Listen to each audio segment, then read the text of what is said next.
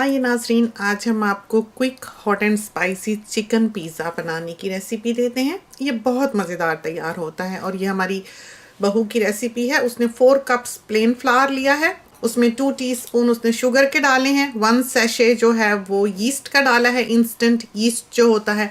थोड़ा look warm milk लिया है और 1 टीस्पून सॉल्ट का डाला है। उसने गूंधा है और रात को इसको बंद करके रख दिया है, यानी अवन में रख दें, किसी ड्रॉवर में रख दें, किसी अलमारी में रख दें। सुबह तक जो है ये बिल्कुल राइज हो चुका होगा। अगर आपने रात को बनाना है तो आप सुबह गूंदें, करीबन 10-12 आवर्स जो है वो आपके पास हों। आपने यीस्ट कम इस्तेमाल करना है ताकि उसकी खुशबू जो है वो कम आए और बहुत अच्छी तरह से ये राइज हो जाए।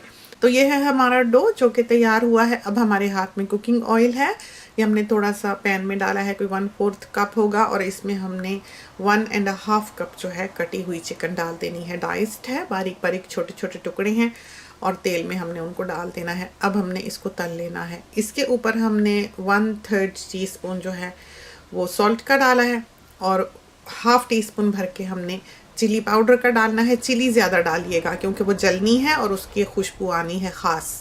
1/3 टीस्पून जो है वो हमने इसमें भर के ब्लैक पेपर का डाला है, यानी कि काली मिर्चों का। अब इसको आप देख सकते हैं आंच लगने लगी है और ये तला जा रहा है। थोड़ा सा पानी निकलेगा चिकन का, ज़्यादा नहीं।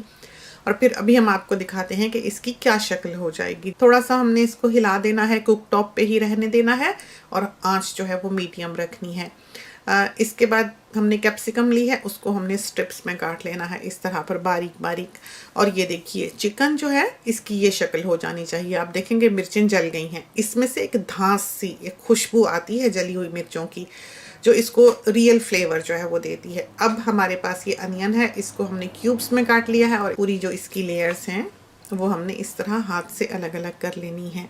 अब हमने थोड़ा सा प्लेन फ्लावर यानी कि मैदा जो है वो बेंच टॉप पे डाला है और इसको हमने थोड़ा सा फैला लिया है। अब हमने एक पेड़ा बनाना है, तो जितना बड़ा पिज़्ज़ा आपने बनाना है आप उतना एक डो बॉल ले लें। तो ये देखें काफ़ी बड़ा सारा जो है ये हमने पिज़्ज़े के लिए डो बॉल ले लेना है और इसको हमने ज़ाहिर है बारीक तो इतना करना नहीं होता, तो खुशका लगाते हुए आपने इसको फैला लेना है।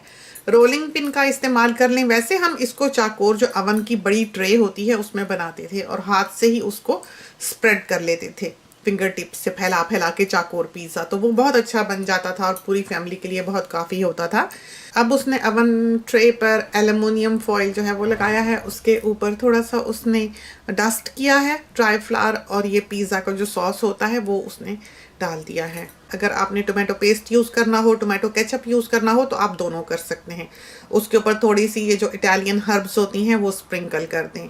अगर आपने वो नहीं करनी है तो यहाँ पर हमारे चैनल पर ही ये पिज़्ज़ा सॉस बनाने की रेसिपी मौजूद है, आप उसे देख लें, तो वो भी बहुत मज़ेदार बनता है। अब हमने कैप्सिकम इसके ऊपर डाली है, उसके ऊपर हमने फिर चिकन डाल देनी है और हमारे मियाँ साहब चूँकि अनियन नहीं खाते तो इस पर आधा जो है वो बहू ने अनियन डाला है और आधा बिना अनियन के रहने दिया है। अब ये मोज़रेला चीज़ है, श्रेडेड चीज़, कश किया हुआ चीज़।